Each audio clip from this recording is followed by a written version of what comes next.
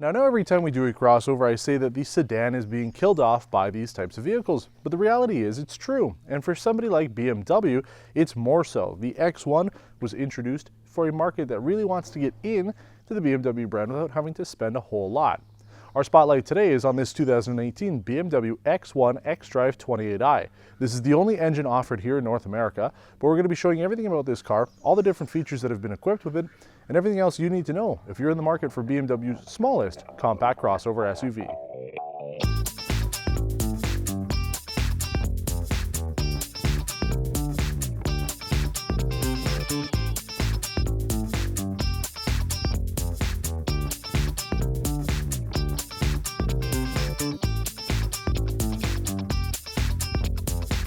Now, the interior of this X1 is certainly different from the first generation. It was more of like a wagon kind of thing. This is more of a smaller version of the X3, but unlike the X3 xDrive28i that we featured, as well as the gas version about a year or 2 years ago now, it's not quite the same. It's not like they've trickled down the interior layout and design into this smaller vehicle. It really does feel more like the 2 Series, which we haven't featured on this car, but I have driven. It was something that we had as a rental during the time that my 7 Series was in for service. So when you take a look at the interior, I mean, it is a little bit less luxurious than you would find on other BMWs. I do like this brown leather. It is real leather. And you do have leather along the center console here, but that's pretty much it. Everything else is a hard plastic. The dashboard is like this plastic rubbery material. Same thing with the bottom part of it.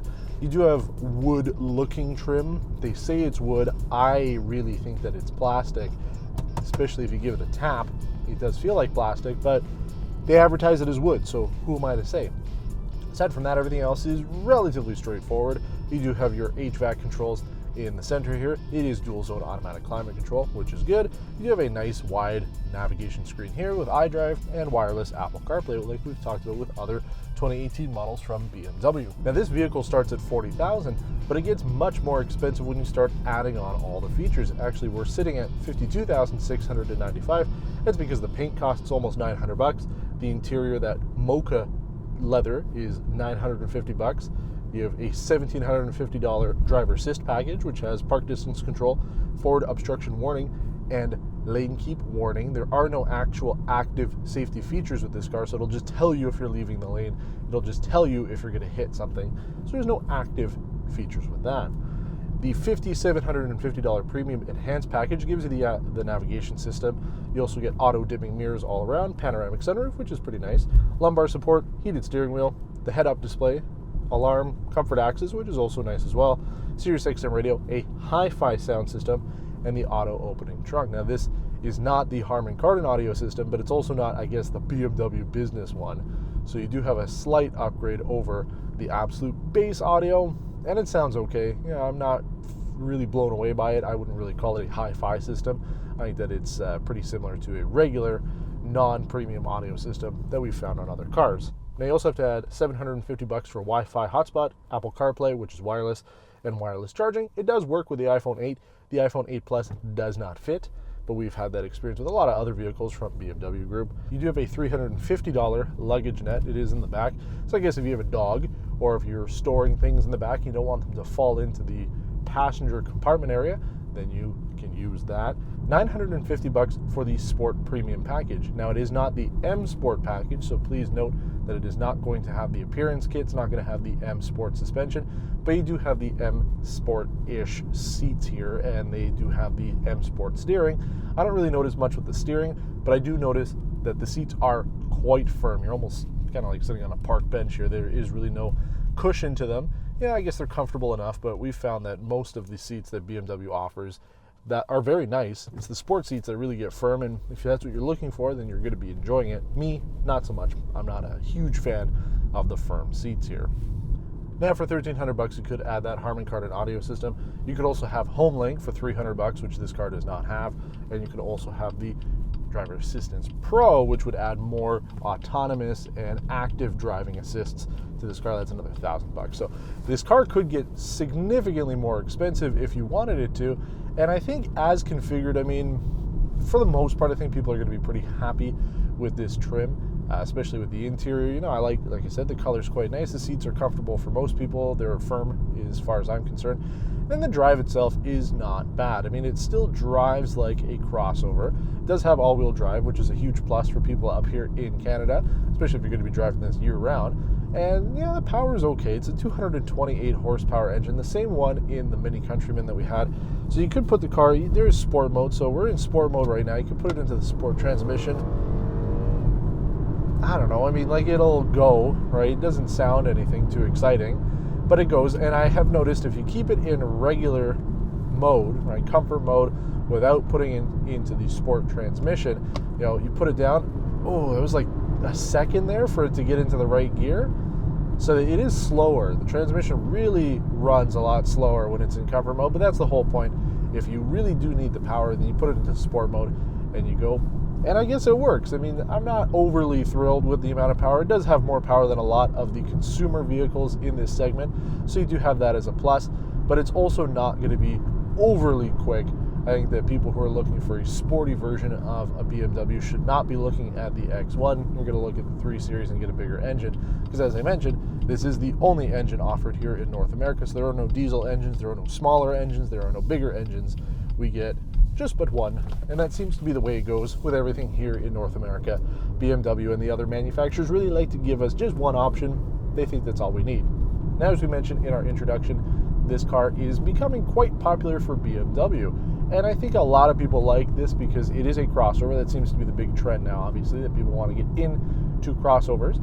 But then you also have that badge, right? And that's really what I think a lot of people are looking at this car for. They want to drive a BMW. And is it going to have the full BMW experience? I don't know. I mean, for me personally, I guess my standards are quite high. Coming from an older 7 Series, I certainly prefer driving that more than this.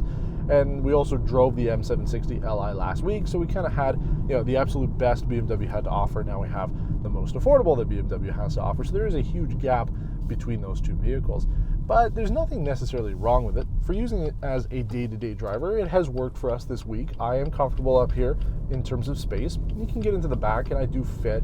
My daughter certainly has a lot more room, but I do fit in the back of this vehicle.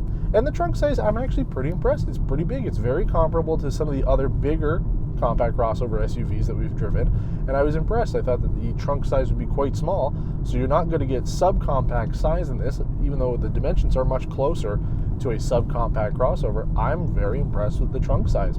Headroom is also great too. It helps, you know, maybe with that panoramic sunroof. I do feel like I have a lot of vertical space up here, so you do get more room than I was originally anticipating with this vehicle. And I think that might be something that surprises people when they're looking at it. It actually does feel bigger than you might anticipate. Most manufacturers design a vehicle with the intention of selling it to make the company a nice profit, and there's no shame that the X1 is BMW's new volume seller.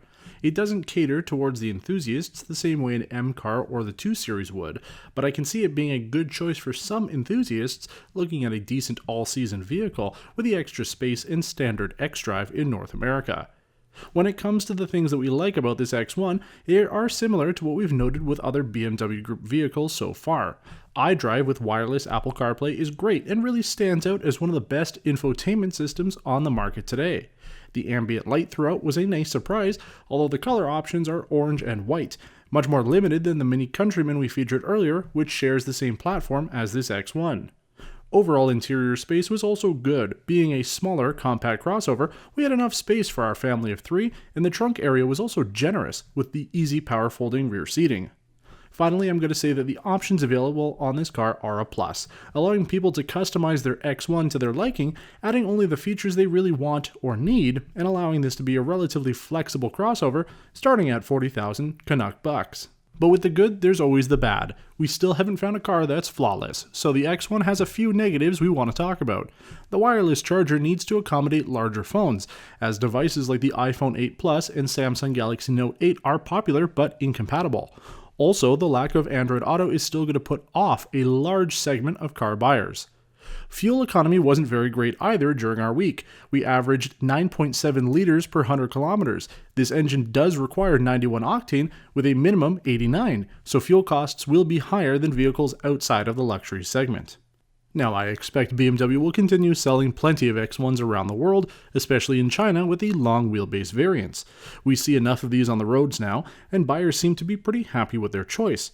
We actually met a nice couple at BMW Sherbrooke who traded in their Acura RDX for a 2018 X1, and they absolutely love it. So while it may not be the vehicle you or I are eager to buy, this X1 has a huge market potential, and will help fund more BMW M projects with the volume this car will generate. Thanks for watching this episode of Test Drive Spotlight on the 2018 BMW X1 xDrive28i. As always, your support is what makes our show successful, so please consider sharing this video outside of YouTube. Leave a comment below and let us know what you think of this compact crossover SUV or anything else on your mind. We do our best to reply to all the comments on this channel. And head over to our new PRN Tech channel. We've got a link to it in our YouTube homepage. All of our tech episodes moving forward will be published on its own channel to help keep this one focused on test drive. Until next time, take care.